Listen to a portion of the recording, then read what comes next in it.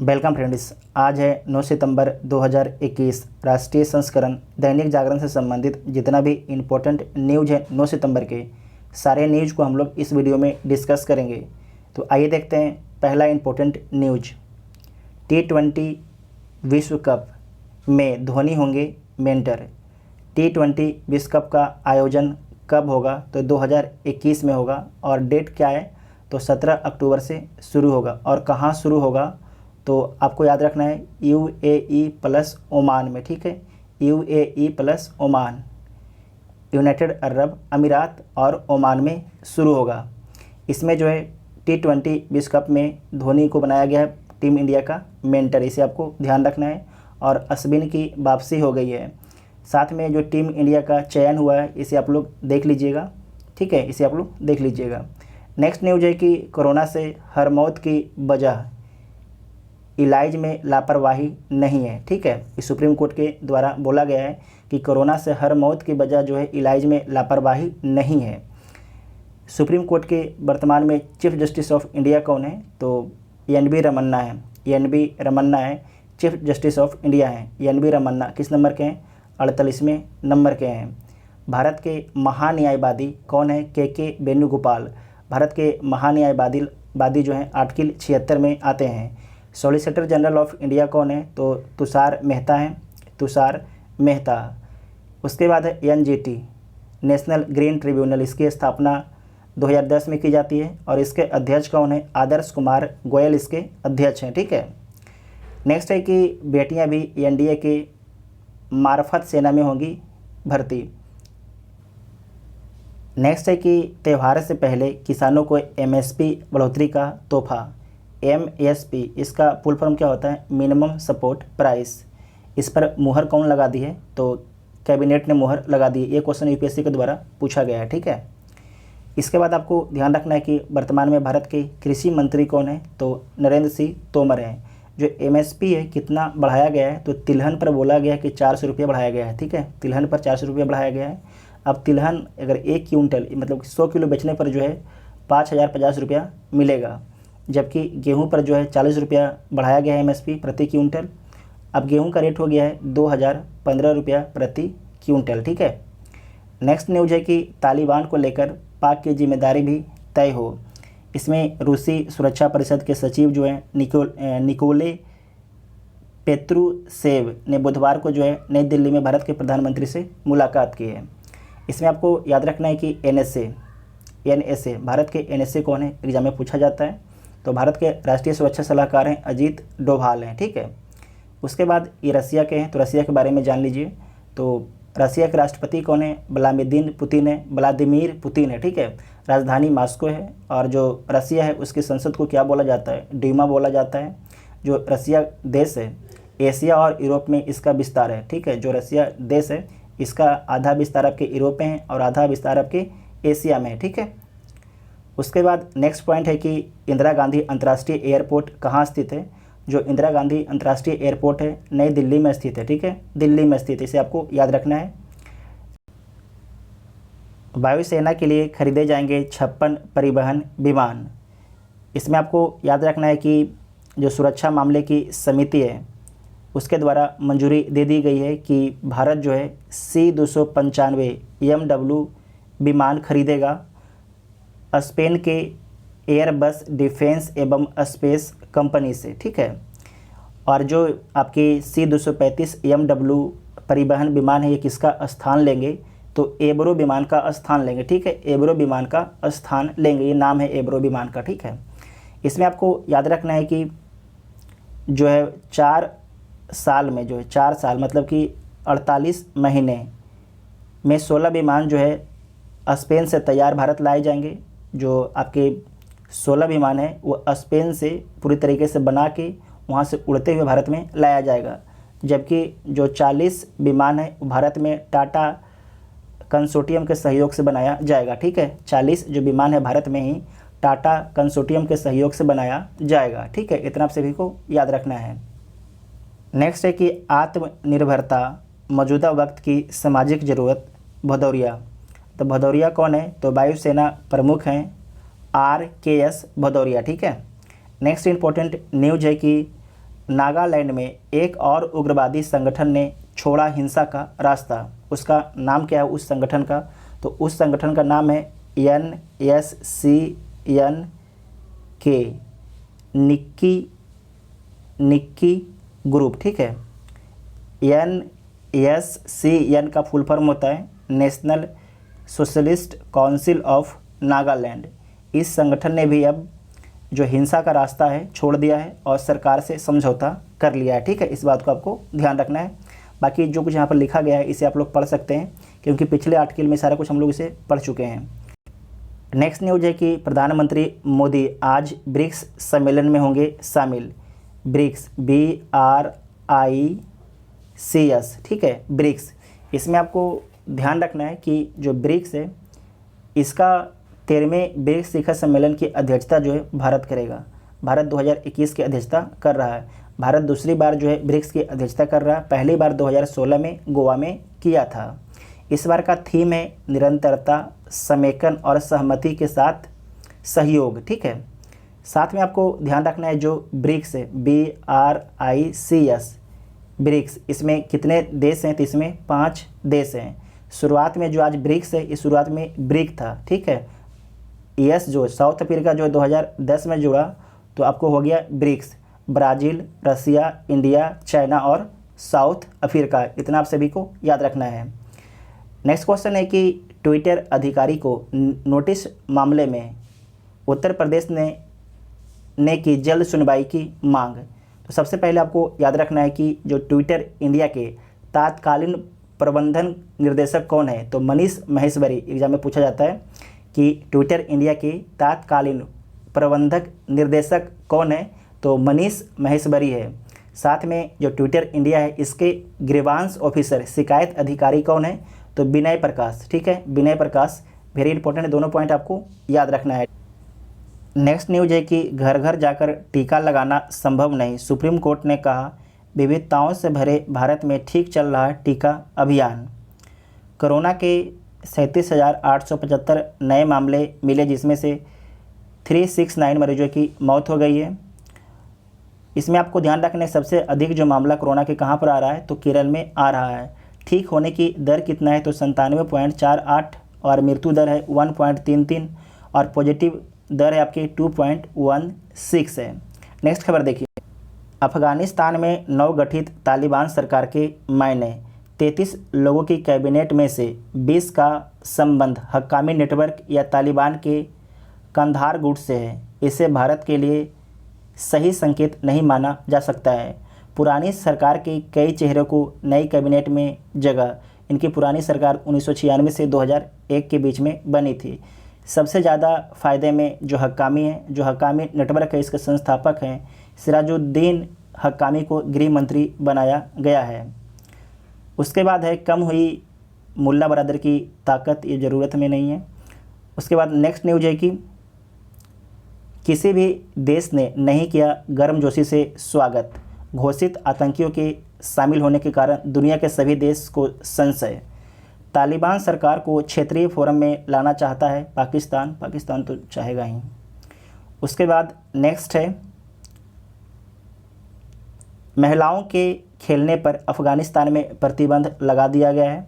अफ़गानिस्तान की नई सरकार से तालिबान के बदलने का भरम टूट गया है, क्योंकि जो भी उनके अंतरिम सरकार में सारे जो मंत्री बने हैं वो सारे लोग मोस्ट वांटेड आतंकवादी हैं। नेक्स्ट है कि बाइडेन ने कहा चीन तालिबान से ज़रूर समझौता करेगा।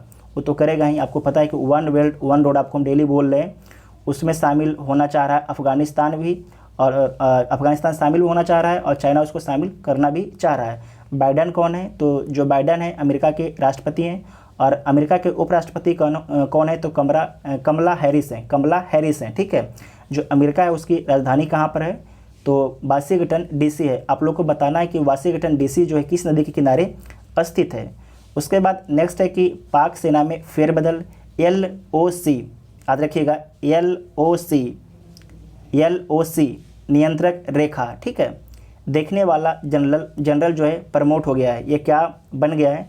तो आपको ध्यान रखना है कि ये जो बन गया है अब इसे बना दिया गया है, इसका नाम है अजहर अब्बास जो पहले लेफ्टिनेंट जनरल था, अब इसे बना दिया गया है चीफ ऑफ जनरल स्टाफ, इसे बना दिया गया है चीफ ऑफ जनरल स्टाफ। ठीक है।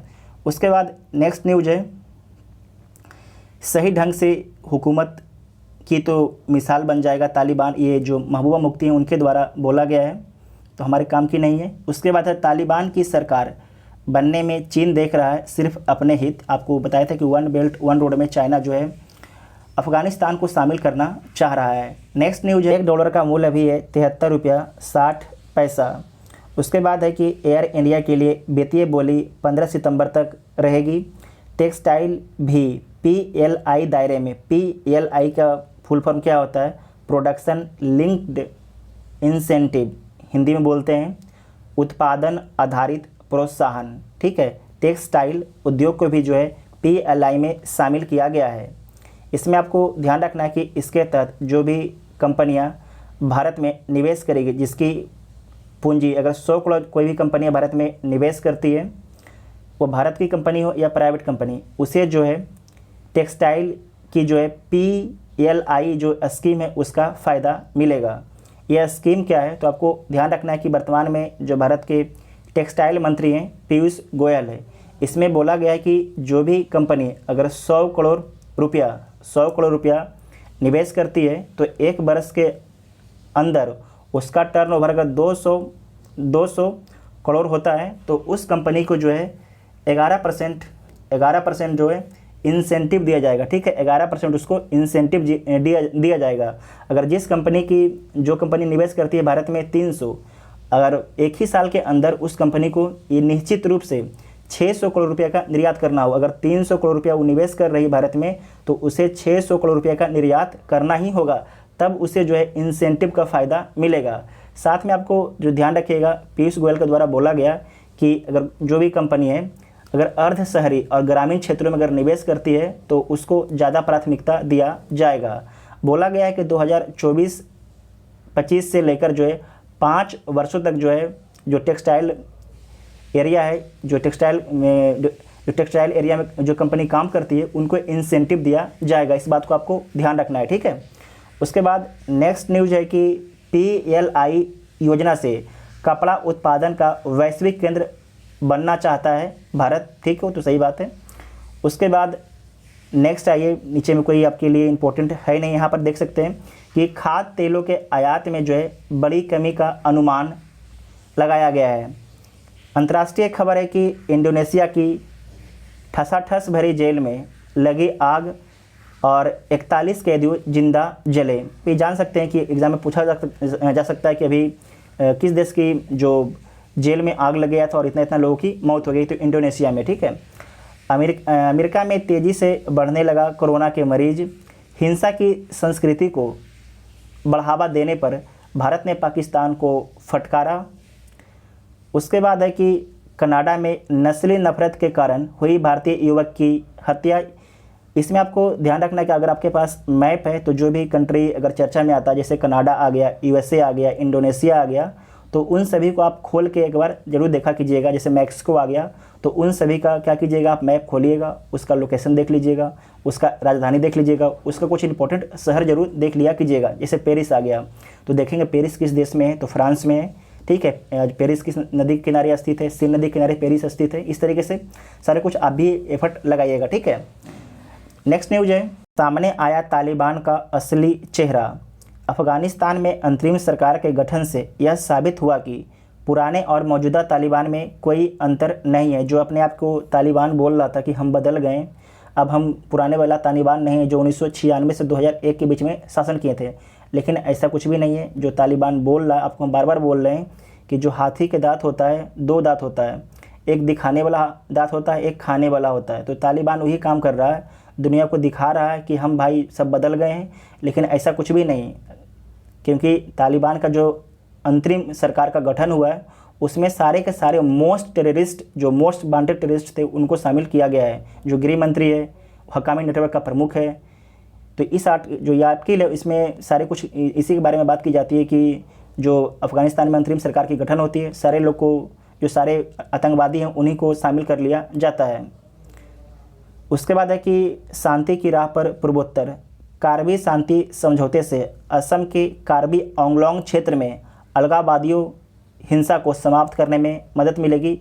अगर जो डेली मेरे पेपर को फॉलो कर रहे हैं तो आपको ये न्यूज़ हम आपको बता चुके हैं कि करीब जो 5 संगठन था, 5 संगठन मिलकर जो है भारत सरकार से ये समझौता किया है। और इसमें बोला गया था कि असम सरकार और भारत सरकार मिलकर जो है जो आपके कार्बी आंगलोंग क्षेत्र है वहाँ पर आपके 1000 करोड़ रुपये आपके खर्च किए जाएंगे। साथ में जो वहाँ पर लोकल प्रशासन है उसे कुछ अधिकार भी दिया जाएगा। नेक्स्ट न्यूज़ देखिए, प्रदेश में सेब उत्पादन की स्थिति। तो आपको ध्यान रखना है कि जो सबसे अधिक सेब का उत्पादन किस राज्य में किया जाता है, तो जम्मू कश्मीर में सबसे अधिक सेब का उत्पादन किया जाता है। दूसरा स्थान पर आपके हिमाचल प्रदेश है और तीसरा स्थान पर आपके उत्तराखंड। ये तीनों याद रखिएगा, आपसे एग्जाम में पूछा जाता है। बीच वाला है कि दीर्घकालिक निदान जरूरी है। बिहार में जो है हर साल भयंकर बाढ़ आती है, खासकर जो अपना ये बिहार है, बिहार के जो नॉर्थ इलाका है यहाँ पर बहुत ज़्यादा बाढ़ आती है। तो बोला जा रहा है कि सरकार को जो है एक दीर्घकालीन प्लान बनाना चाहिए ताकि जो नॉर्थ बिहार लगातार बाढ़ से प्रभावित रहता है वो बच सके, क्योंकि बाढ़ के कारण बहुत ज़्यादा जान माल की हानि होती है। ठीक है, जो हमारे बिहार सरकार है वो केंद्र सरकार से इस जो बाढ़ से निपटने के लिए 3763 करोड़ रुपये की मांग की है। और इस आर्टिकल में बताया जाता है कि सरकार सोचती है कि हम अगर नए नए बना देंगे तटबंध या बैराज तो उससे बाढ़ रुक जाएगा, तो ऐसा कुछ भी नहीं है। तटबंध और जो तटबंध होता है और बैराज होता है उसमें क्या होता है कि जो नदी के द्वारा गाद लाया जाता है वो गाद जमा हो जाता है, जिसके कारण जो है पानी बाहर के इलाके में बह जाती है और आसपास इलाके में बाढ़ आ जाता है। ठीक है, नेक्स्ट न्यूज़ देखिए, परिवहन संघ राष्ट्र की सुरक्षा के प्रहरी भी बनेंगे राष्ट्रीय राजमार्ग। इसमें आपको याद रखना है कि देश भर में जो है 12 राजमार्ग पर एयर स्ट्रिप बनाने की तैयारी। समिति ने जो है 29 एयर स्ट्रिप बनाने का रखा था प्रस्ताव। बाड़मेर में राष्ट्रीय राजमार्ग 925A पर जो है युद्धक विमान की लैंडिंग के साथ आज लिखा जाएगा स्वर्णिम अध्याय। ये वेरी वेरी इंपॉर्टेंट पॉइंट है।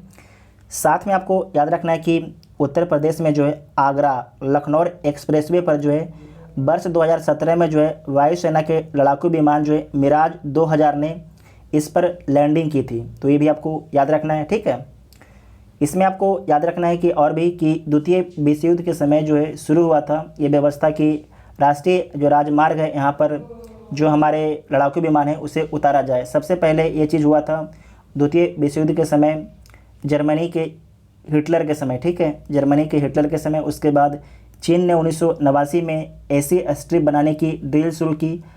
हालांकि पहली बार जो है 2014 में उसने राजमार्ग पर युद्धक विमान उतारा चीन के द्वारा। ठीक है, बाकी आप पाकिस्तान के बारे में देखिए, पाकिस्तान के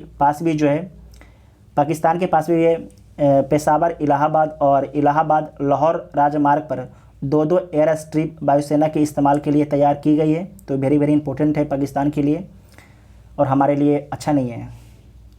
उसके बाद इन देशों में सिंगापुर, फिनलैंड, दक्षिण कोरिया, पोलैंड और पूर्व सोवियत रूस में भी ऐसी एयर स्ट्रिप बनाई गई है। और साथ में जो श्रीलंका में आतंकवादी संगठन लिट्टे राजमार्गों का इस्तेमाल जो है हवाई सेवा के लिए करता था। आपको पता होगा कि एक संगठन था लिट्टे संगठन, तो वो भी जो आपके जो सड़क थी, राजमार्ग थी, उसे हवाई सेवा के लिए इस्तेमाल करता था।